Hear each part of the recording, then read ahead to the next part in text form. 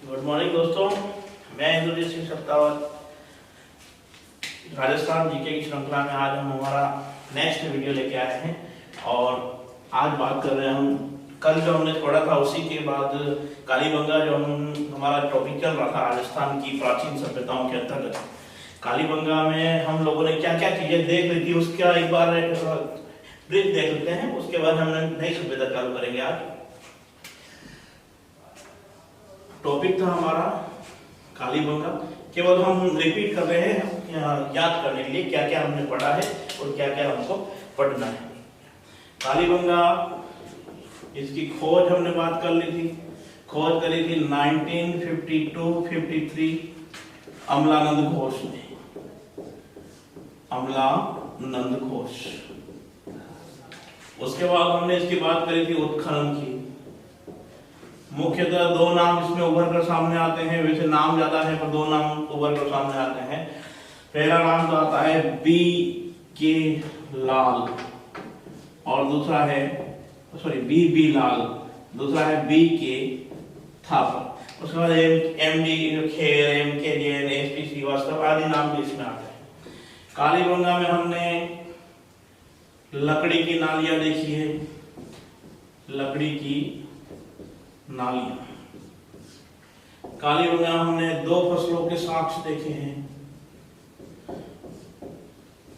चना व सरसों। कालीबंगा में जुते हुए खेतों के साक्ष्य मिले हमको। कालीबंगा में 7 आयताकार यज्ञ वेदियां प्राप्त हुई है, आयताकार यज्ञ वेदियां प्राप्त हुई है। और किसके पास प्राप्त हुई है? तो कुएं के निकट प्राप्त हुई है। जहां से क्वेश्चन बनता है उसकी बात कर रहा हूं, ठीक है। 7 आयताकार यज्ञ वेदियां कुएं के पास और इन यज्ञ वेदियों से पशु की जली हुई अस्थियां प्राप्त हुई, जली हुई अस्थियां। इससे ये पता लग रहा है कि यहाँ पर पशु बलि भी दी जाती थी। आयताकार यज्ञ वेदियां हैं 7 कुएं के निकट। उसके बाद हमने बात की थी यहाँ पर शवाधान के 3 तरीके हैं। शवाधान के 3 तरीके कौन कौन से? पहला पूर्ण समाधिकरण, दूसरा आंशिक समाधिकरण, तीसरा दाह संस्कार। और इसी दाह संस्कार में हमने कलश शवाधान की बात की थी, कलश शवाधान। यहां हमको एक बच्चे की खोपड़ी मिली थी जिस पर 6 निशान, 6 छिद्र थे, जिसे हमने टेफिनेशन कहा था। बालक की खोपड़ी प्राप्त हो रही 6 छिद्र वाली, जिसे हमने टेफिनेशन कहा है। कालीबंगा है कौन सा जिले में? कालीबंगा हनुमानगढ़ जिले में स्थित थी। ये बात हम कर चुके थे। 2 चीजें और इसके अंदर इंपॉर्टेंट रह गई है, उसके बाद हम इसको क्रॉस करके नई सभ्यता लेंगे। एक है यहां से एक मानव कंकाल प्राप्त हुआ है। देखिए ये नई खोज है, मानव कंकाल प्राप्त हुआ है और कंकाल के दाएं घुटने पर धारदार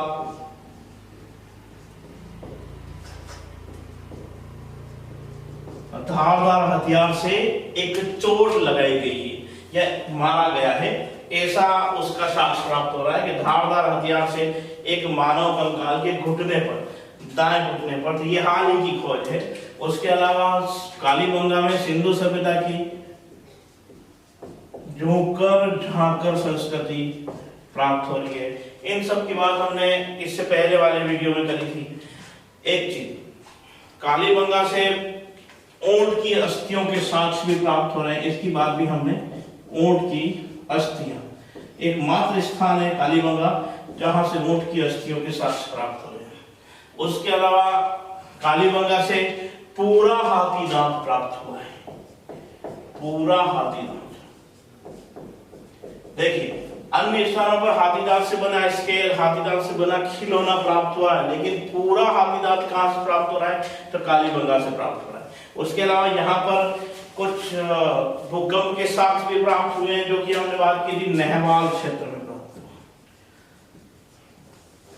और नेहवाल क्षेत्र है कहाँ पे? तो मोहनजोदड़ो में स्थित है। उसके बाद सिंधु कालीबंगा जो है, यहाँ पर प्रत्येक घर में एक कुआं होता था। प्रत्येक घर में एक कुआं, मतलब प्रत्येक घर का एक पर्सनल अपना व्यक्तिगत कुआं होता था, जहां पर वो उस पानी का उपयोग करते थे। उसके अलावा हमने यहाँ पर 2 नगरों की बात की है, और जो दुर्ग टीला है, जो पश्चिमी टीला है, उसमें उसके अंदर 4 प्रवेश द्वार है।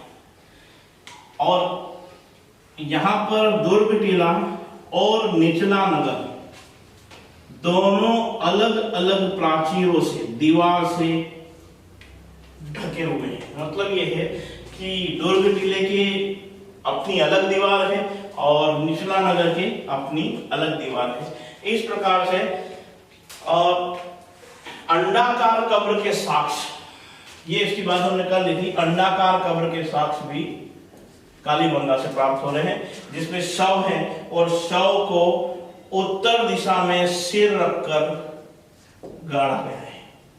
शव का सिर किस हो रहे थे? उत्तर दिशा से। ये कुछ चीजें ऐसी है जो कालीबंगा में पूछी जा सकती है। कालीबंगा का क्षेत्रफल लगभग 100 हेक्टेयर है। और उसके अलावा प्रोफेसर दशरथ शर्मा ने कालीबंगा को इस संपूर्ण सभ्यता की तीसरी राजधानी बताया है। हमने एक इतिहासकार का और नाम लिया था, इतिहासकार का नाम है स्टुअर्ट पिगट। स्टुअर्ट पिगट महोदय ये कहते हैं कि इस संपूर्ण सभ्यता की 2 राजधानियां हैं, हड़प्पा और मोहनजोदड़ो। लेकिन दशरथ शर्मा कहते हैं कि तीसरी राजधानी कौन सी है? तो कालीबंगा है। ये बात हमने कालीबंगा के बारे में की थी। अब नेक्स्ट सभ्यता है हमारी आहड़। आहड़ से दोस्तों क्वेश्चन बनता है, इसका चाहो तो आप एक बार स्क्रीनशॉट ले सकते हो। वैसे पिछले लेसन में आपने ले लिया होगा, 2 चीजें केवल नहीं है, बाकी सब पूरा है। Okay, thank you. बात करते हैं हम आहड़। सबसे पहले बात करते हैं आहड़ है कहां पे? आहड़ सभ्यता, और आहड़ से लगभग क्वेश्चन बनता है हमारे। सभ्यता का नाम है आहड़। अब देखिए आहड़ है कहां पे? तो आहड़ उदयपुर में, उदयपुर के दक्षिण पश्चिम में स्थित है। आहड़ कहां पर स्थित है? तो उदयपुर में दक्षिण पश्चिम में स्थित है, पहली चीज। दूसरी, किस नदी के किनारे? तो आयड़ नदी के किनारे होने के, आयड़ नदी के किनारे होने के कारण। अब आयड़ नदी को ही हम बेड़ज कहते हैं। देखिए कहां तक? तो आयड़ नदी उदय सागर झील तक, उदय सागर झील तक आयड़ कहलाती है। उदय सागर झील के बाद इसे बेड़च नदी कहा जाता है। ठीक है, देखिए आयड़ सभ्यता उदयपुर के दक्षिण पश्चिम में आयड़ नदी के किनारे स्थित है। आयड़ नदी को उदय सागर झील तक तो आयड़ कहा जाता है, और उसके बाद इसे बेड़च नदी कहा जाता है। ये जो आयड़ सभ्यता है, ये उदयपुर, आयड़, चित्तौड़, बेड़च और वागल, भीलवाड़ा, कोठारी, अजमेर, खाल। आयड़ सभ्यता जो है, आहड़ सभ्यता जो है, वो उदयपुर के आयड़ नदी, चित्तौड़ के बेड़च और वागल नदी, भीलवाड़ा की कोठारी, अजमेर की खारी नदी, इन सबके किनारे पर स्थित है। कौन सी सभ्यता? आहड़ सभ्यता। ठीक है, इसका विकास केवल उदयपुर तक नहीं, उदयपुर में जो ये आयड़ नदी है या बेड़च नदी है, बेड़च, अब ये इसको मोटे तौर पे ये भी याद कर सकते हैं कि बेड़च नदी की सहायक नदियां, सहायक नदियों के किनारे आर्यन सभ्यता विकसित हुई। दूसरी अभी बात की हमने है कहां पे, तो उदयपुर के दक्षिण पश्चिम में स्थित है और आयन नदी के किनारे पर स्थित है। अब हम बात करते हैं इसकी प्राचीनता की। तो यह सभ्यता जो है लगभग 4000 ईसा पूर्व की।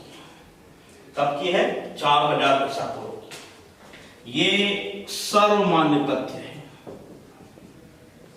लेकिन अगर हम बात करते हैं एनसीईआरटी की, एनसीईआरटी, तो एनसीईआरटी जो पुस्तक है वो इसे बताती है 5000 ईसा पूर्व। ठीक है।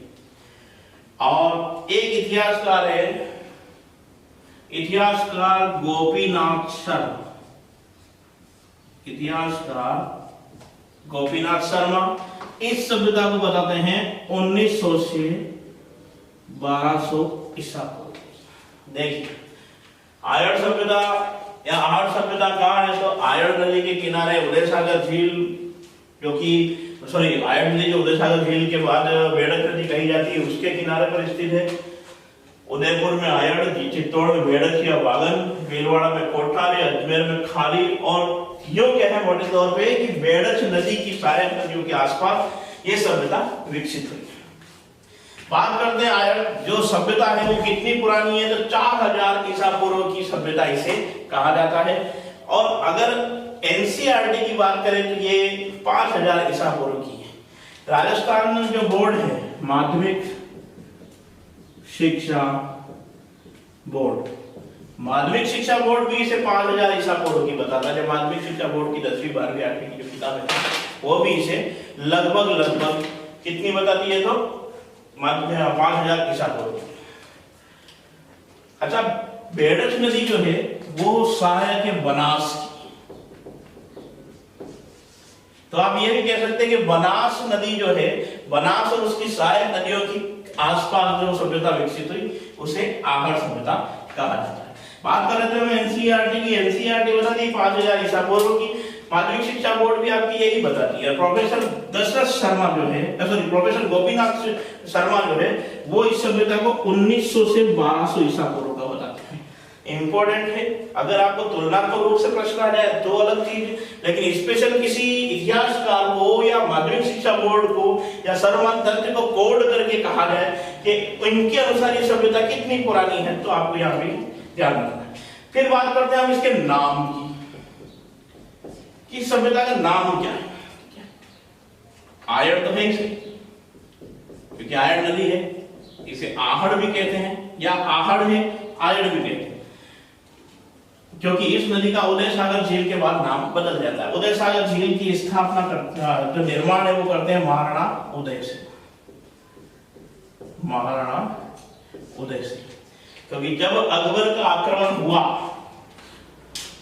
अकबर का आक्रमण हो रहा है चित्तौड़ पर 1567-68, उससे पहले ही उदय सिंह को ये पता था कि यार अब लगातार आक्रमण बढ़ेंगे, इसीलिए उन्होंने अपने सामंतों के कहने पर 1657 में उदयपुर की स्थापना कर दी थी और उदय सागर झील का निर्माण प्रारंभ कर दिया था। चित्तौड़ से प्रत्येक समाज के व्यक्तियों को ले जाकर उदयपुर में बसाया गया और गोगुंदा की जो पहाड़ी क्षेत्र है वहां पे उदयपुर के उनको बसाने के बाद उदय सागर झील का निर्माण उदय सिंह जी ने किया था।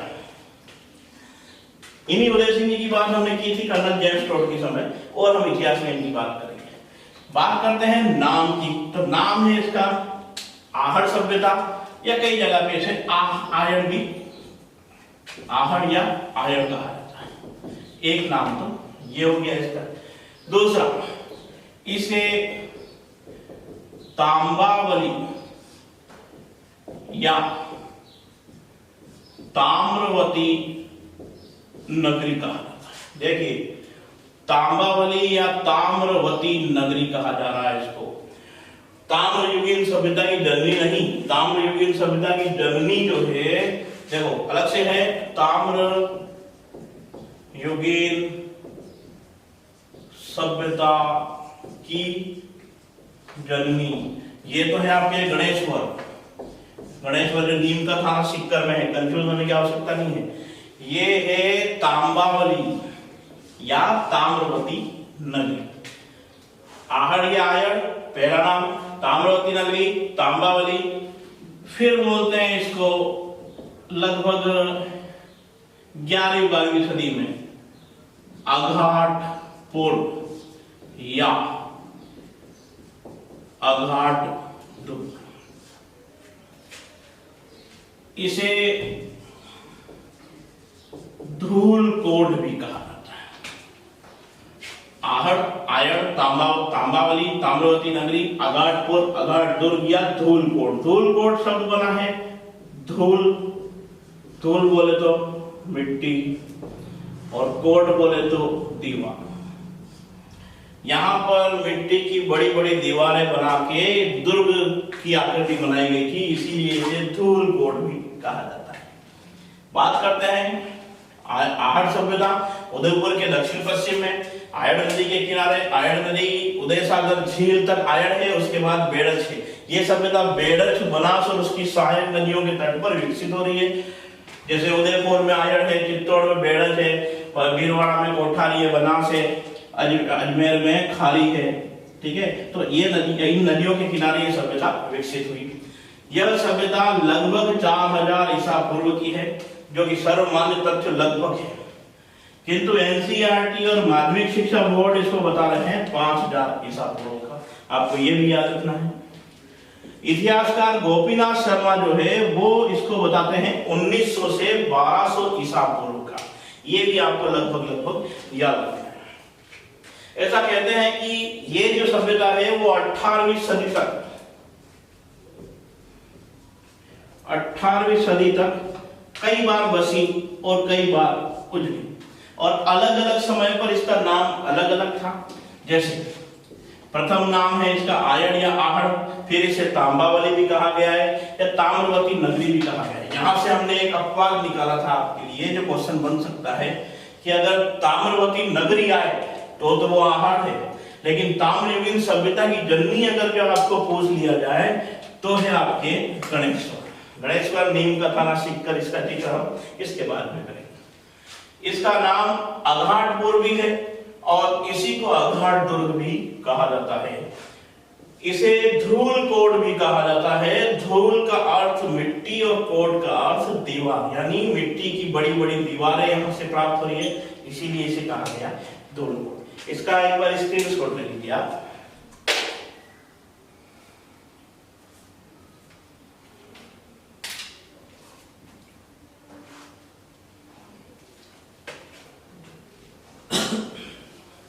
अच्छा, तांबावली नगरी या ताम्रवती नगरी, तांबावली या ताम्रवती नगरी इसलिए कहा जाता है क्योंकि यहाँ पे तांबे के औजार प्राप्त हुए हैं, इसीलिए इसे ताम्रवती नगरी कहा जाता है। ये ध्यान रखना।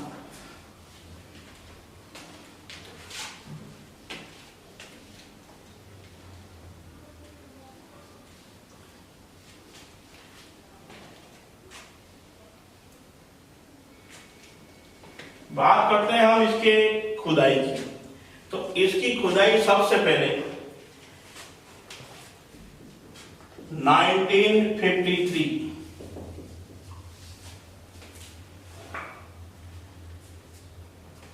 ए के व्यास ने प्रारंभ की। देखिए, ए के व्यास बोले तो अक्षय, कीर्ति, व्यास। क्वेश्चन नहीं पूछेगा आपको ए के व्यास का पूरा नाम क्या है, तो अक्षय कीर्ति व्यास है। फिर इसकी खुदाई में नाम आता है 1956 आर.सी. अग्रवाल।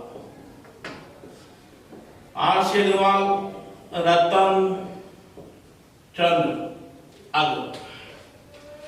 तीसरा नाम इनमें आता है 1961 में H.D. सांगलिया। H.D. सांगलिया का पूरा नाम है हसमुख देव सागर। बात कर रहे हो आहड़ की। आहड़ की उत्खनन से कितने लोग संबंधित है? 3 लोग संबंधित है। 1953 में इसकी खुदाई करते हैं। अक्षय कीर्ति व्यास 1956 में इनकी खुदाई करते हैं। आर.सी. अग्रवाल, रतन चंद्र अग्रवाल या 1961 में इसकी खुदाई करते हैं। एच.डी. सांकलिया, इन तीनों ने मिलकर यहाँ पर सभ्यता का पता लगाया और इसकी खुदाई की। फिर बात करते हैं यहाँ से पाए जाने वाले अवशेषों की। तो बात करते हैं कि यहाँ के लोग जो हैं वो कृषि करते थे,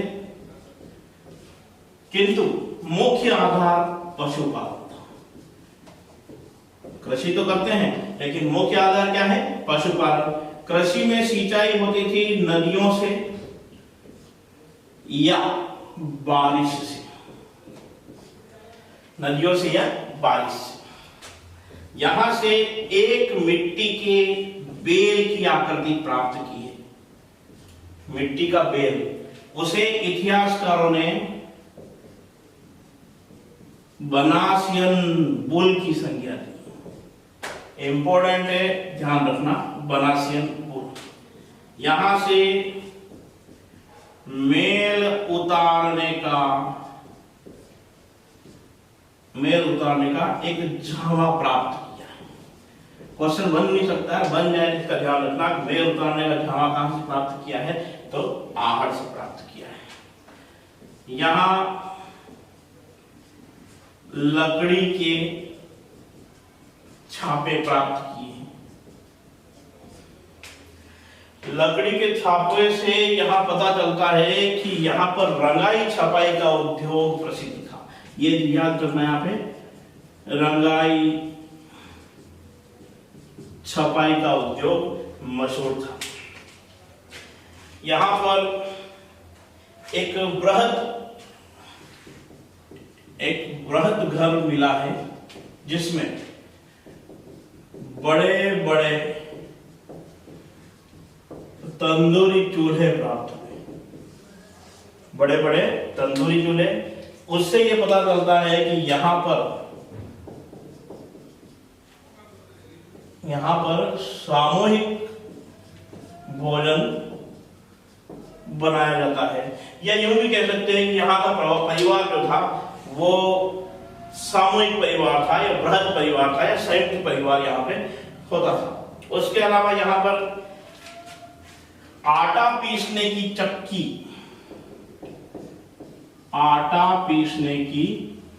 चक्की पत्थर से बनी हुई प्राप्त हुई, और ये लगभग हर घरों में प्राप्त हो रही है। आटा पीसने की चक्की है जो कि पत्थर से बनी हुई है। उसके अलावा आहड़ से तांबे का प्रयोग बहुतायत में किया गया है, और इस प्रयोग के कारण ही इसे तांबावली या ताम्रवती नगरी कहा जाता है। आहड़ से 6 तांबे की मुहर और 3 तांबे की मुद्राएं प्राप्त हुई। देखिए 6 तो तांबे की मोहर है, 6 तांबे की मुद्राएं हैं और 3 है मुहर।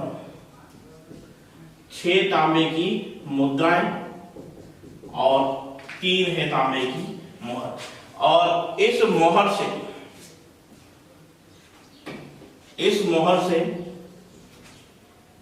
एक मोहर ऐसी प्राप्त हुई है जिसमें एक और यूनानी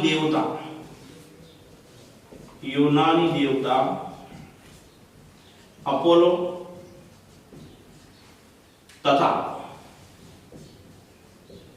दूसरी ओर त्रिशूल की आकृति और साथ ही यूनानी में लेख छपा हुआ है। देखिए ये क्वेश्चन एक बार पूछा गया है, यूनानी में लेख। एक बार देखिए वापस, आहड़ 1953 में इसकी खुदाई करते हैं अक्षय कीर्ति व्यास, 1956 में करते हैं आर.सी. अग्रवाल, 1961 में करते हैं एच.डी. साकलिया। यहाँ पर कृषि की जाती थी और पशुपालन यहाँ का मुख्य आधार है। आधार क्या है? पशुपालन है। कृषि जो थी वो नदियों और बारिश, नदियों के पानी और बारिश के पानी से सिंचाई की जाती थी। यहाँ एक मिट्टी का बेल मिला है जिसे इतिहासकारों ने बनासियन बुल की संज्ञा दी है।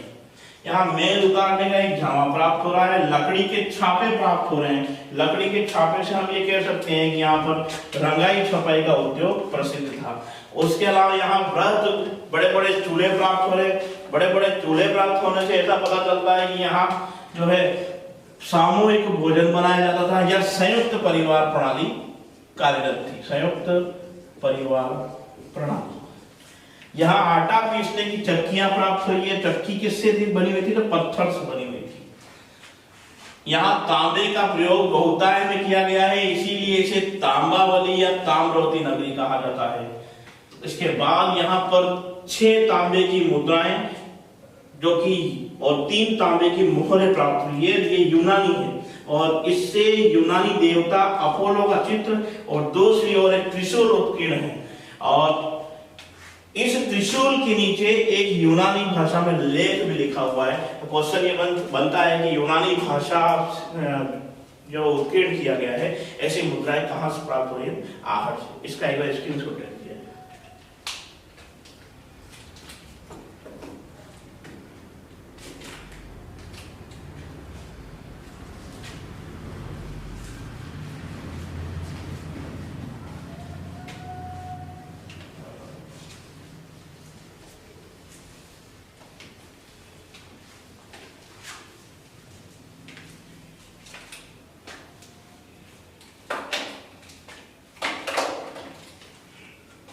अब बात करते हैं शवाधान की। जैसे हमने कालीबंगा में बात की थी, शवाधान सर उत्तर की ओर रखते थे, अंडाकार कब्र होती थी। लेकिन यहाँ पर शवाधान का तरीका वैसा ही है। कब्र में शव को गाड़ दिया जाता था, लेकिन शव को आभूषण सहित गाड़ते थे, आभूषण सहित, और उसका सिर भी उत्तर की ओर रहता था। हमने कालीबंगा में बात की थी, वो अंडाकार कब्र है। यहाँ पे कब्र का कोई साइज नहीं है, कोई किसी किस प्रकार की होगी वो नहीं, पर यहाँ पे शव जो है वो आभूषण रहित, आभूषण सहित गाड़ते हैं और उसका सिर जो है वो उत्तर की ओर रखते हैं। अब आभूषण से हमको ये पता चलता है कि यहाँ के लोग पारलौकिक जीवन पर विश्वास रखते थे। क्वेश्चन ये आ जाए कि कैसे पता चलता है कि आहड़ के लोग पारलौकिक जीवन में विश्वास रखते थे? तो आभूषण सहित शव को गाड़ना, ऐसा कहा जाता है कि इससे पता चलता है कि यहाँ के लोग पारलौकिक जीवन में विश्वास रखते थे। यहाँ से मिट्टी के बड़े बड़े बर्तन प्राप्त हुए जिसमें अनाज रखा जाता था। इन बर्तनों को गोरे या कोठे कहा जाता है। ठीक है, गोरे या कोठे कहां पे? तो आहड़ में, मिट्टी के बर्तन। फिर बात करते हैं, आहड़ से मिट्टी के बर्तन प्राप्त हो गए हैं। उसके बाद शव जो कि आभूषण सहित गाड़ रहे हैं। इसके अलावा यहाँ के लोग कृषि कार्य में निपुण थे, किंतु मुख्य आधार क्या है इनका? पशुपालन है। बात हमने की है कि कृषि में जो सिंचाई होती थी वो सिंचाई कहां से होती थी? नदियों और बारिश के पानी से। यहाँ के जो मिट्टी के बर्तन थे, मिट्टी के बर्तन वो अंदर से काले, अंदर से काले और बाहर से लाल होते थे। देखिए, अंदर से काले और बाहर से लाल होते थे। और ये जो बर्तन थे वो बर्तन बनाए जाते थे उल्टी तपाई गई विधि से।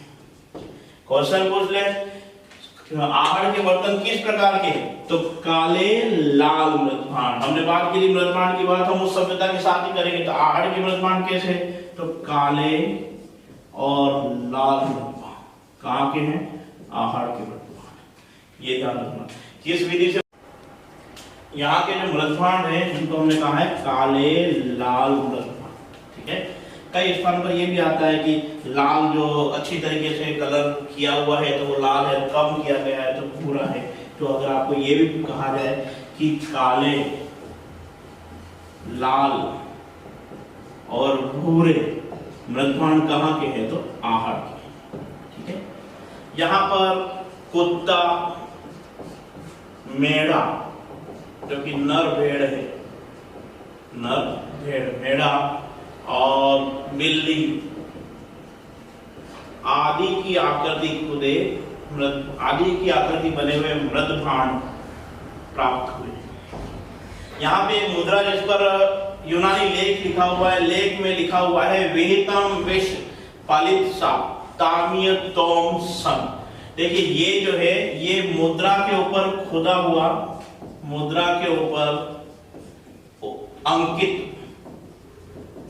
लेख है जो कि कैसा है? यूनानी भाषा वाला है, ठीक है। कैसा है? यूनानी भाषा। वैसे इतना डीप क्वेश्चन पूछते नहीं है पर पूछ लिया तो आपको ये जो पूछा गया है कि कहाँ पे यूनानी लेख खुदी हुई मुद्रा प्राप्त हो रही है। यहाँ के मृदभाण कौन से है? ये कुत्ता, मेढ़ा। अच्छा, यहाँ की जो मनके हैं, मनके, इन मनकों पर ज्यामितीय आकृतियां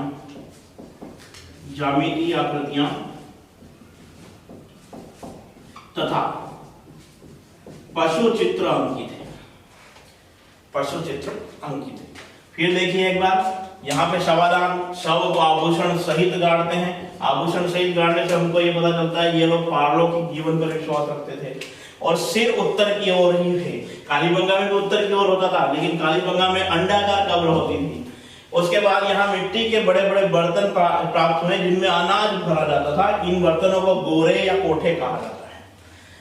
यहाँ के लोग कृषि में निपुण थे, लेकिन उनका मुख्य, इस सभ्यता का मुख्य आधार है पशुपालन। मिट्टी के बड़े बड़े बर्तन जिनको उल्टी तपाई गई विधि से बनाया जाता। विधि का नाम याद रखना, भाई दबे क्वेश्चन पूछ सकते हैं। उल्टा करके तपाते थे तो स्वाभाविक के अंदर से काले हो जाएंगे, किंतु ऊपर इनके लाल रंग किया जाता था। लाल रंग या कम अगर लाल होगा तो भूरा कहा जाता था। यहाँ के बर्तन कैसे हैं? काले, लाल और भूरे बर्तन हैं। काले लाल मृदभाण कहाँ से प्राप्त हो रहे हैं? तो आहड़ से प्राप्त हो रहे हैं। यहाँ से हमने बात की थी एक मुद्रा मिली है जिस मुद्रा पे यूनानी लेख, तो यूनानी लेख वैसे पूछा नहीं जाएगा, और फिर भी आरएस के अकॉर्डिंग, आरएस से संबंधित, आरएस के लिए महत्वपूर्ण प्रश्न हो सकता है कि विहितम विष फलित सा तामीय तोम सन लिखित मुद्रा कहाँ से प्राप्त हुई है? तो आहड़ से प्राप्त हुई है। यहाँ मृदभाण पर कुत्ता, मेढ़ा और बिल्ली की आकृति मृदभाण पर बनी हुई है। और यहाँ के जो मनके प्राप्त हुए, बड़े मोती प्राप्त हो रहे हैं, उन मोती पर ज्यामितीय आकृतियां और पशु चित्र उत्कीर्ण है। दोस्तों ये हमारी हुई आहड़ सभ्यता। क्वेश्चन ज्यादातर इसके बाहर जाना नहीं चाहिए।